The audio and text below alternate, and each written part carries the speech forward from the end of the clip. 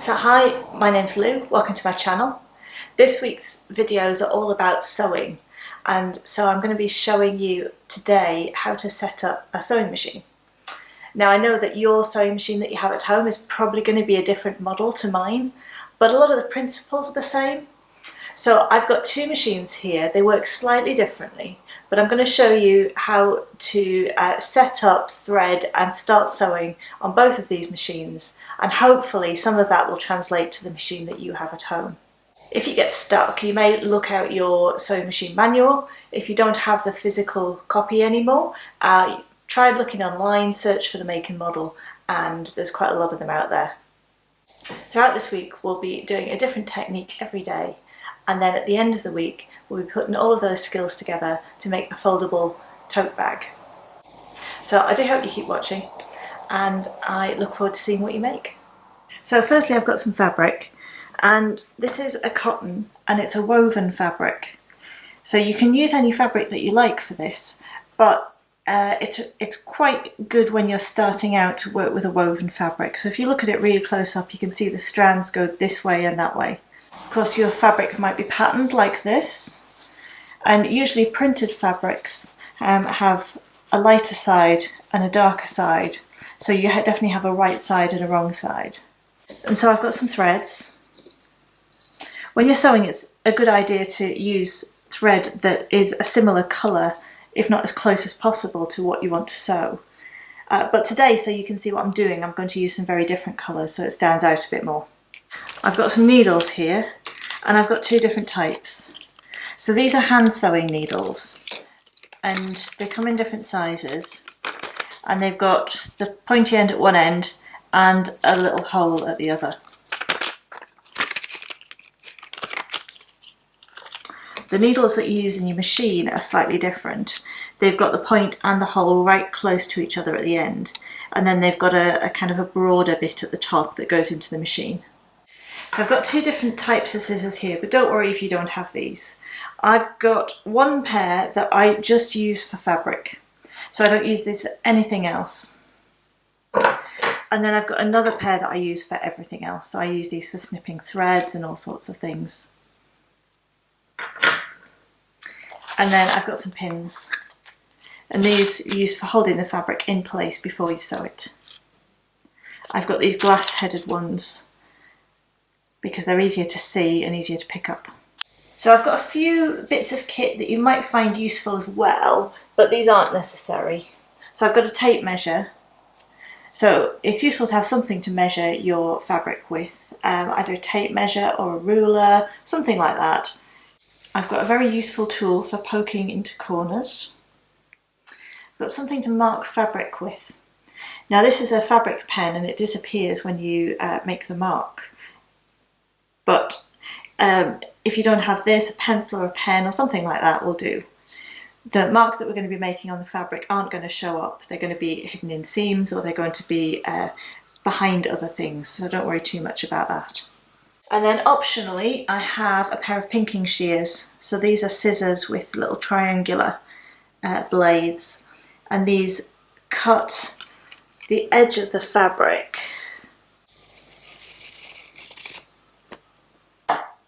into this really neat little pattern. And what that does is it helps it stop fraying. So this edge of the fabric you can see frays quite easily. This edge of the fabric that I've put the pinking shears on, it's not going to fray. But don't worry if you don't have these, they're just an optional extra if you really wanted to get into this. So I'm going to start by showing you this machine, and this is the simpler of the two. You can see that this is a little bit old because the plastic's gone a little yellow, but it still works. So this is my backup machine in case anything happens to the other one. This machine comes with a foot pedal that's attached by a wire to a socket that then goes to a plug. So I'm going to put this in the wall. I'm going to plug this in here and then turn it on. You'll see that as I turn it on, a light comes on here. So the pedal goes on the floor and you use your foot to control it, but as you press it down, the machine starts sewing. You can control the speed of it by how gently or hard you push it. So this is going to go on the floor and I'm going to use my foot to control the machine.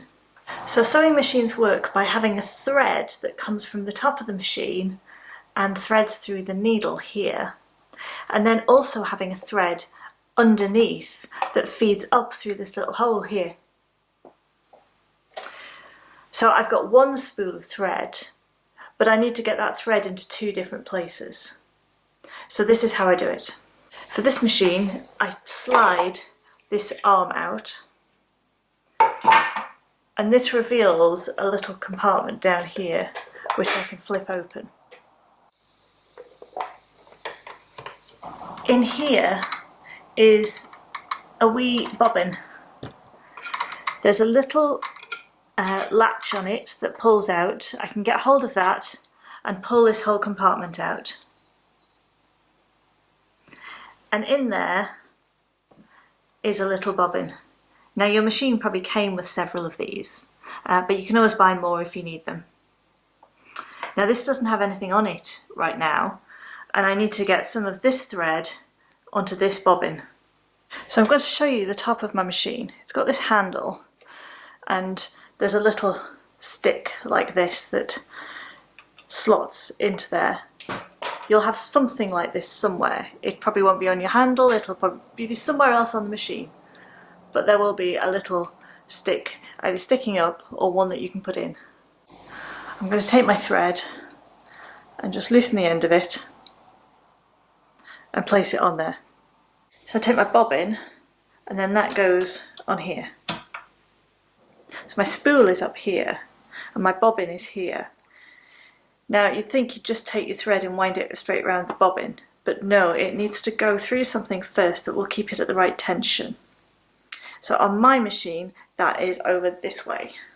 So here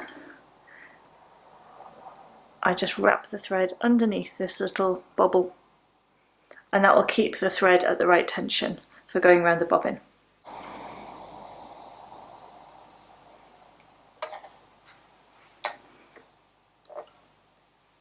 So now our thread's at the right tension, I can take it and wrap it a few times around the bobbin here.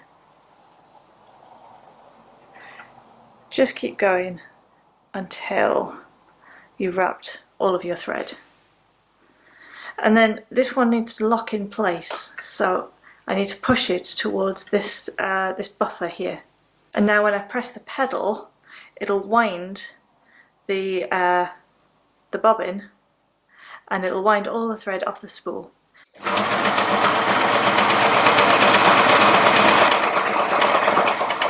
So now I can snip this thread, and we've got a bobbin, and then we've still got plenty of thread on our spool for sewing our project. Now to thread the top thread into the needle, we need to take it out of the little tension holder that we had it in for winding the bobbin, and we need to thread it through the machine and down to the needle. So most machines will have some kind of diagrams or numbers or indication on to show you where to thread your thread. So for this one, it's telling me that the thread goes under this bit here and then through this gap here. So to do that, I just place the thread under there, through the gap, and pull it. And then usually your thread goes down through a channel, and in this channel there are two metal discs, and the thread passes between those two metal discs, and that is the thing that keeps it at the right tension for sewing. If you need to adjust the tension at any point, so if your sewing looks a little loopy, either on the top or the bottom, you can turn this wheel and it'll adjust the distance between those two metal plates and then how much tension is being put on that thread. So now I have to bring my thread up again. So I wrap it round here and I bring it up, and there's a little arm here with a hole in the top of it. Now this arm moves up and down, when you turn the wheel and when you use the pedal. So I need my arm to be in the uppermost position to be able to thread the machine. So if it's not in that position, move the wheel on the side of the machine until your little loop thing is right at the top. So now I just pull the thread through there. And it goes down through this channel. And then there's a little guard here, just in there. I can bring my thread through there and then thread the needle. Threading your needle can be a bit tricky, and you want your thread to be as sharp and pointy as possible. If there are any little loose threads on the end of it, it's not going to go through the needle very well. So you can take your scissors, and if they're really sharp, just snip off the end and you'll end up with a really nice sharp point. So I'm holding my thread with just a little bit poking out, not very much at all. I line that up with the needle and push it through.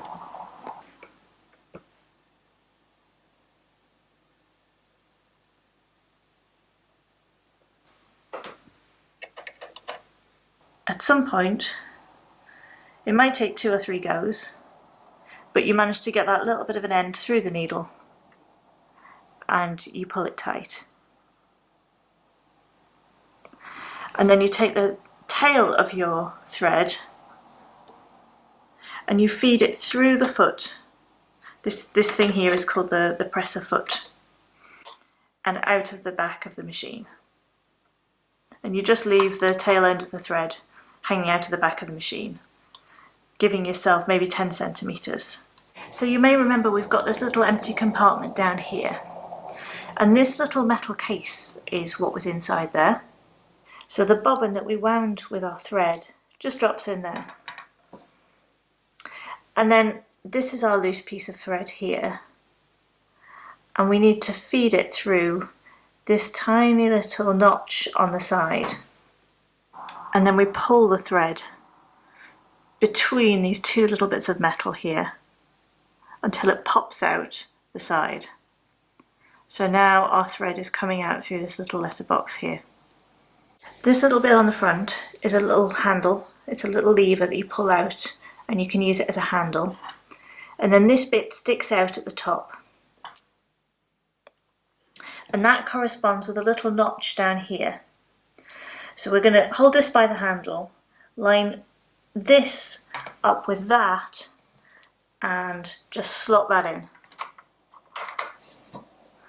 Now it needs a little bit of a push to get it to lock in place. So now we've got our thread coming through the side here and out the front, but we need it to be going up through the plate and out the back of the machine. So that's the next thing we're going to do. So here's the thread from our bobbin, and here's the thread that's coming from the needle. So the thread that's coming through the needle goes through this hole in the little foot, and I'm just holding it out to the side. I'm going to let go of this thread here, and I'm going to turn the handle on the side of the sewing machine towards me once. That will bring the needle down into this bit at the bottom and then back up again. When it comes back up, you'll see that the 2 pieces of thread will be looped together.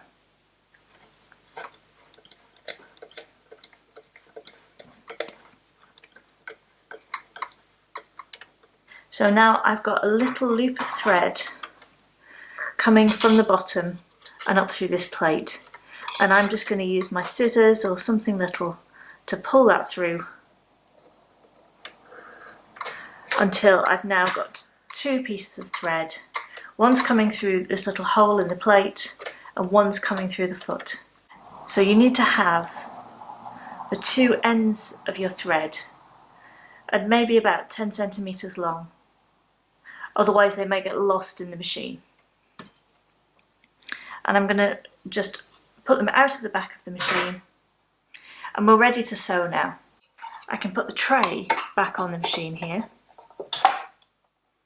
and that gives you a nice flat area to sew on. So to sew, place our fabric in between the foot and the plate underneath it, and then use the lever on the back of the machine to lower the foot, and we're ready to sew. But before we do that, let's have a little talk about stitches. So this wheel here is where we make most of our stitch selections.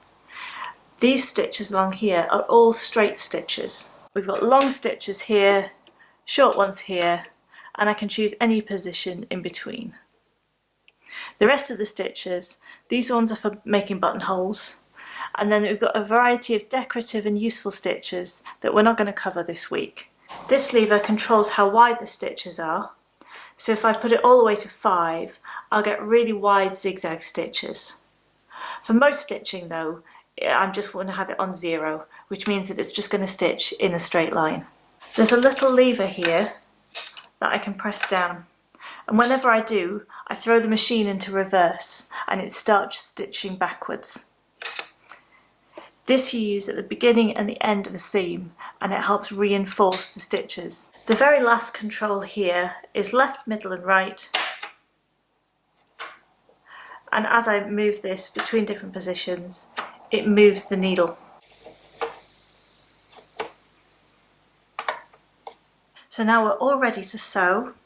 So I'm going to use the wheel on the side of the machine to put the needle right into the fabric. So now I'm going to put my foot on the pedal. I'm going to use very, very gentle pressure to start with, to sew very, very slowly through this fabric.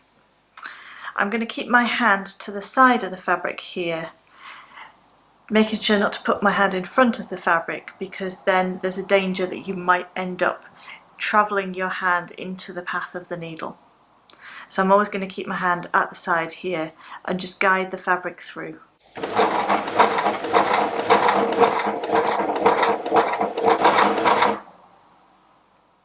When you've finished stitching, use the wheel to return the needle to the utmost position. Lift the foot with the lever on the back of the machine, and you can pull your fabric out. You can see that the thread's still attached to it. You want to pull it out a little way, maybe about 10 centimetres, and then snip off the threads. So now you can inspect your stitches. Have a look at the front and the back, and just check they're all nice and neat and even. If you do get any loopy or loose bits, then try adjusting that tension wheel. Just move it a number further up or down, and try sewing it again and seeing if it makes a difference. If it makes it worse, go back the other way. So now I'm going to show you everything all over again, but with this machine. So this machine has a separate power cable and a separate pedal. That's because you can choose not to use the pedal and use a hand control instead. These both plug in at the side.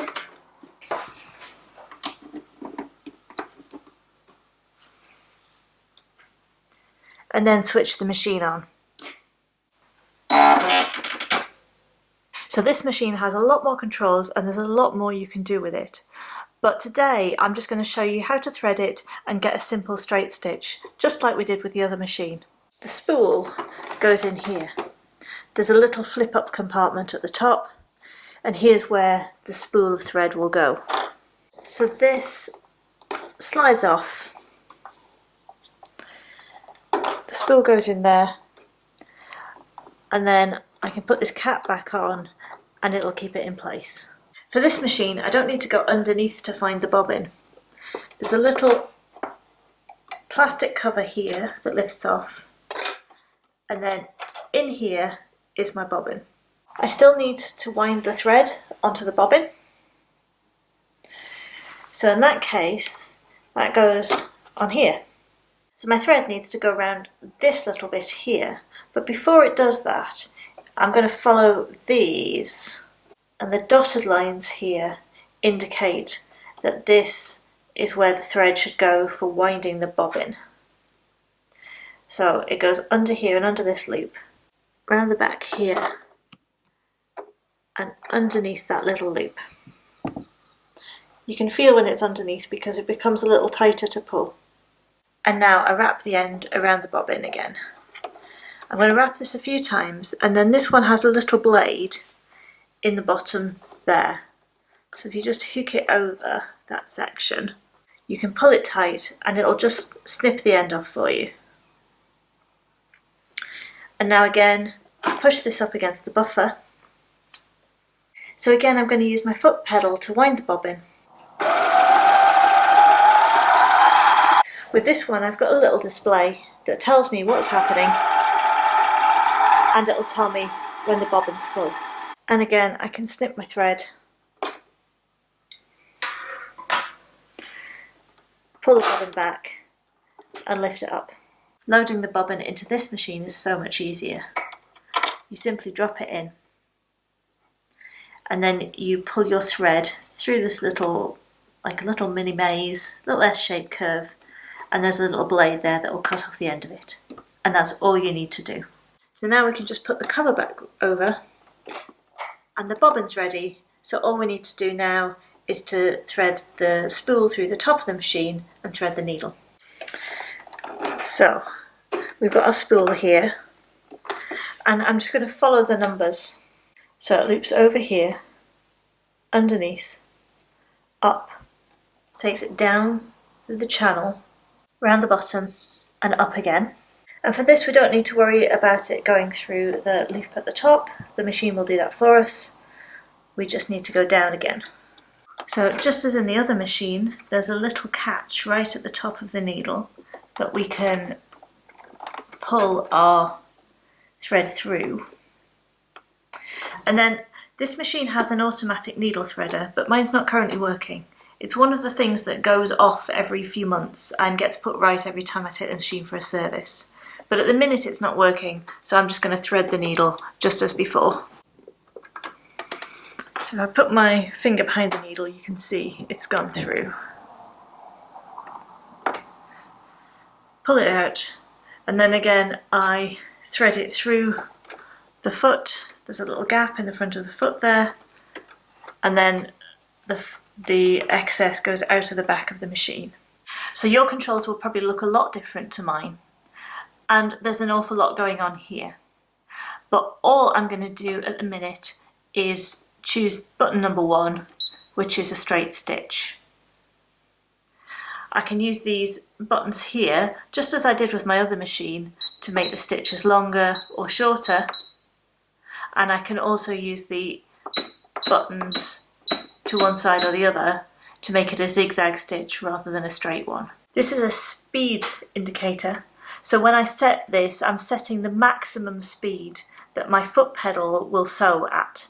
So if you're a beginner and you have this option, you might want to turn it right down to the first arrow so that you're stitching really slowly. And when that speed becomes frustrating, then you can start moving it up. This is a little pair of scissors, and this is for cutting the thread. So when you've come to the end of the seam, you can just use this instead of a real pair of scissors, and it will cut your threads for you. This button here raises and lowers the needle. This button here is the reverse button. So this is what will do some reverse stitching for you. This button you can use instead of the foot, which is a go and stop button. So if you disconnect your foot pedal, you can use this button instead. So now I can place my fabric in between the foot and the plate below it, and I can lower the foot. This time the lever is underneath the side here. I'm going to lower the needle into the fabric, and then I'm going to use the foot pedal to slowly start sewing.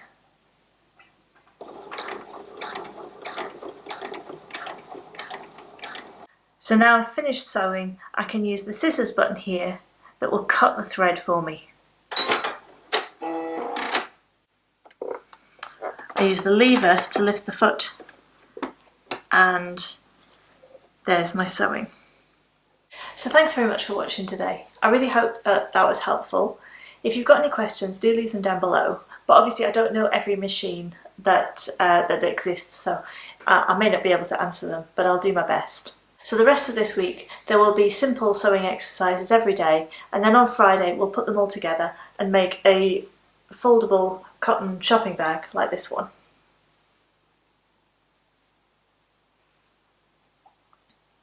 So the next few days will show you everything that you need to know, from the basics of sewing seams right through to putting in buttonholes and sewing buttons on. So I really hope that you stick around. If you like this content, then please do like the video, and if you want to see more like this, then do subscribe. I look forward to seeing you in the next one. Thanks, bye.